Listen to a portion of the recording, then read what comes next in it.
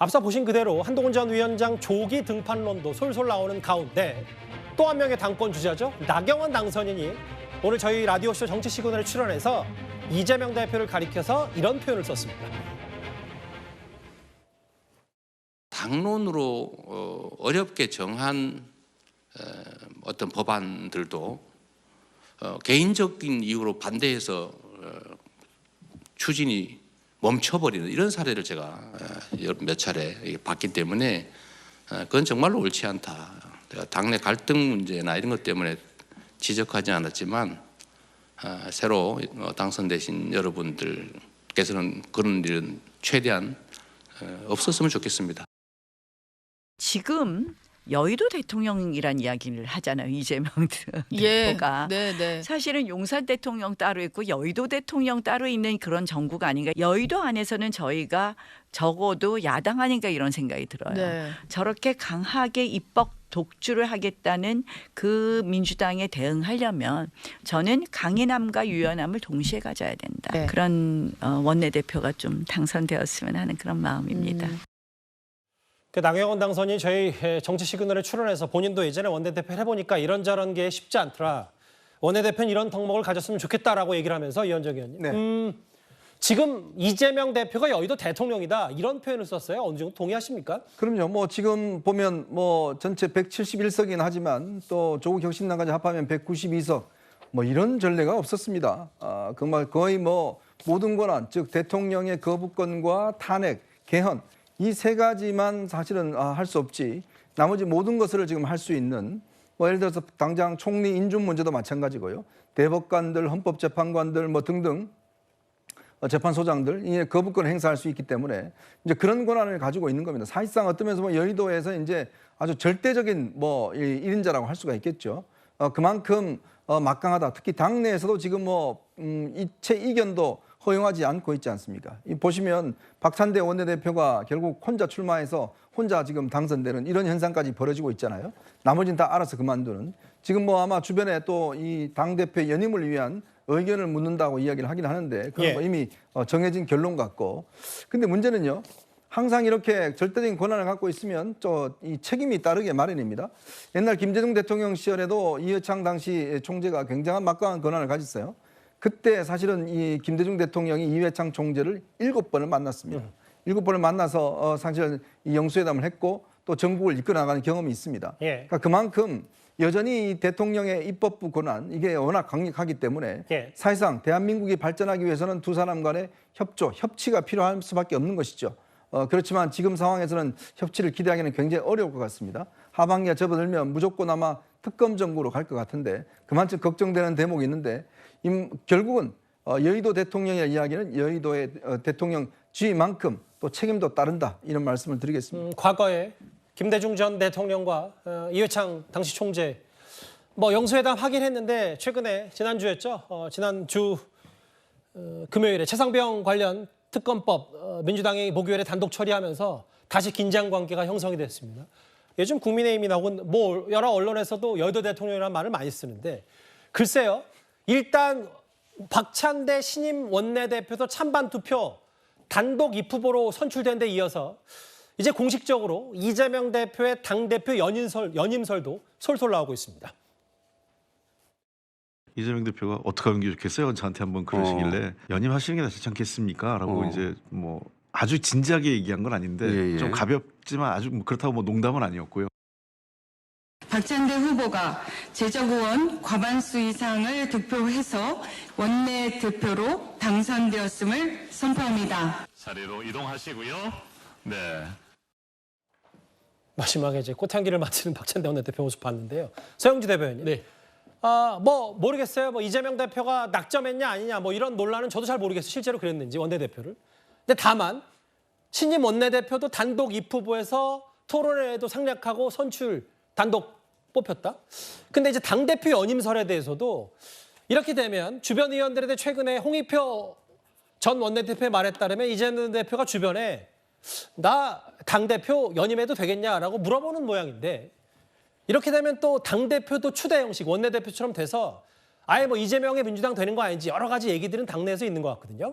그러니까 뭐 이제 뭐 박찬대 원내대표가 토론을 안 했다. 뭐 후보가 있어서 토론을 하죠. 혼자 나왔으니까 토론을 할 필요는 없는 거고요.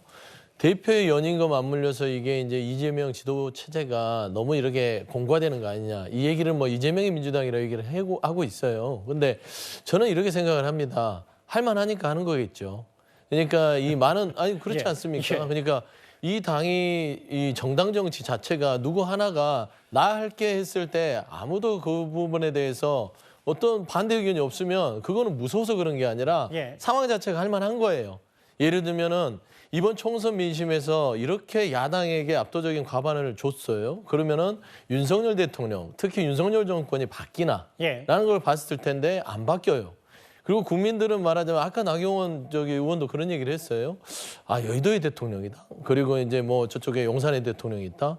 왜 이재명 대표에게 여의도 대통령이라고 하는지 예. 모르겠지만 뭐 저는 의회 권력을 갖고 있으니까 뭐 그렇죠. 그렇겠죠. 이제 예. 그런 이제 어떤 얘기들이 있으니까 다만 22대는 이런 얘기가 있는 것 같아요. 그러니까 국민들과 정부의 싸움입니다. 예. 결국에는 국민들이 뭐냐면 입법부라는 건 민의의 전당이고 결국에는 모든 선출직들이 여기 입법부에 모여 있습니다. 결국 이 목소리를 정부가 잘 담아야 되는 것이고 예. DJ 그러니까 김대중 전 대통령의 그 사례를 보듯이 당시 여소야대 어떤 그런 정황에서 이회창 총재가 거대 야당이기 때문에 7구 철회를 하면서 국정을 운영했어요. 예. 왜 그랬겠어요? 본인의 자존심을 죽이고 민생을 위해서 했단 말입니다. 근데 만에 하나 김대중 대통령께서 지금 윤석열 대통령처럼 했다.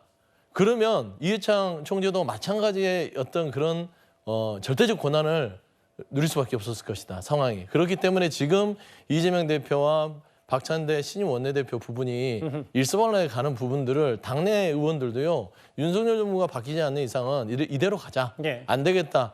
입법부가 국민들이 준 힘을 가지고 예. 윤석열 정부를 강제라도 바뀌어야겠지 않겠냐라는 그런 어떤 메시지를 실천할 수밖에 없는 근데 상황이다. 뭐 당대표도 원내대표도 추대 형식으로 가는 거에 대해서 큰 이견은 없는 거네요. 당에서. 지금 현재까지는 없어요. 그러니까 원내대표까지는 없는 걸로 나타났고 예. 이재명 대표께서 연임을 한다고 해도 내가 연임할 거야 그런다 해서 다 그러면 연임하십시오 할지는 지켜봐야 되죠. 예. 그 누군가가 연임을 한다고 의사를 밝힌다 하더라도 예. 안 나갈 거라고 저는 생각은 안 합니다. 그러니까 최소한 연임을 밝혀도 다른 말하자면 같이 후보군으로 뛸 수 있는 사람 충분히 나올 수 있다라는 차원에서 예단해서 둘 다 이렇게 갈 것이다라고 생각하는 것은 조금은 과도한 것 같다 그렇게 생각됩니다. 오늘 저희 정치 시그널에 국민의힘의 이양수 의원이 출연을 했는데 이재명 대표와 박찬대 원내대표의 관계를 과거 사례를 덧붙여서 이렇게 논평했습니다. 한번 듣고 올까요? 2022년 겨울에 박찬대 의원이 의원총회에서 나치가 엄습할 때라는 시를 한번 읽은 적이 있어요. 나치가 엄습할 때 입 다물고 있다가 전부 다 나치의 그 재물이 된다 이런 식인데, 즉 이재명 대표를 검찰이 엄습할 때 입 다물고 있으면은 너 자신들도 다 검찰의 표적이 된다 이런 약간 협박성 시인데, 그 이후에 이재명 대표가 박찬대 의원을 그렇게 사랑했다고 그래요. 이런 것들이 상당히 그 민주주의에는 저해 요소입니다. 그러니까 이제 2년 전 당시 비공개 의원총회 얘기를 이양수 의원이 사례로 들면서 이재명 대표를 검찰이 엄습할 때 입 다물면 다 검찰의 표적이 된다는 협박성 시를 과거 나치가 그들을 덮쳤을 때를 읽었다. 이후에 이재명 대표와 박찬대 원내대표가 가까워졌다. 그런 사람들이 이제 원내대표와 당대표로 추대가 되면 이재명 대표의 사당화가 되는 거 아니냐 이런 얘기를 하고 싶어서 그런 것 같은데 어떻게 받아들이셨어요? 이게 저 시와 관련된 이제 역사적 사례를 갖다 들이밀었잖아요. 사실 이제 충성맹세로 보이는데 그 충성맹세라는 게 원래 국민께 해야 되는 것임에도 불구하고 사실은 저작거리에서 있을 법한 충성맹세예요. 왜냐하면 지금 그렇게 따지면요, 일반 국민들이 수사기관의 수사를 받는 것에 대해서는 또 어떻게 해석해야 될지, 그러니까 이 대표에 대한 검찰의 수사가 전부 다 문제가 있는 것인지, 물론 수사의 시기나 속도 이런 것들과 관련돼서는 민주당이 문제 제기할 수 있어요. 그런데 저렇게 모든 것들에 대해서 뭐 나치와 유대인, 그다음 침묵하는 자 이런 사례들을 들어서 비판한다는 것은 저는 이게 진짜 있어서는 안 될 충성맹세로 보여지는 것이고요. 또 하나는 이재명 대표가 어떤 수사를 받는 것에 대해서 사실은 이미 법원에 기소된 것도 있단 말이에요. 예. 그 법원에 기소된 것은 우리 사법 시스템에 의해서 유죄 판단 여부 법원에서 독립적으로 하는 것인데, 이런 모든 사법 시스템, 검찰의 준 사법 시스템 이런 것들을 정치인이 저렇게 해가지고 협박으로 이걸 표시할 수 있는 것인지, 그럼 마지막으로 제가 아까 말씀드린 대로 수사받는 국민은, 재판받는 국민은 어떤 형식으로 재판과 수사를 받아야 되는 것인지, 저는 개인적으로 국회의원으로서 해서는 안 될 말. 그러니까 이재명 대표에 대한 충성 맹세를 다른 표현을 해서 써도 되는 거예요. 예. 또 이재명 대표가 옳은 행위를 할 때 충성하는 건 괜찮아요. 그런데 이재명 대표의 모든 행위, 심지어는 범죄까지 포함해서 충성을 한다는 것, 글쎄요. 역사적으로 이런 예가 있었는지 모르겠습니다. 나치를 이제 검찰로 나치를 좀 비유한 모양인데 이 부분 때문에 아마 이양수 의원이 이걸 소환해서 과거 이재명 대표에 대한 박찬대 원내대표에 대한 애정이 어디서부터 시작됐는지를 본인 스스로 논평으로 추론한 셈인데요.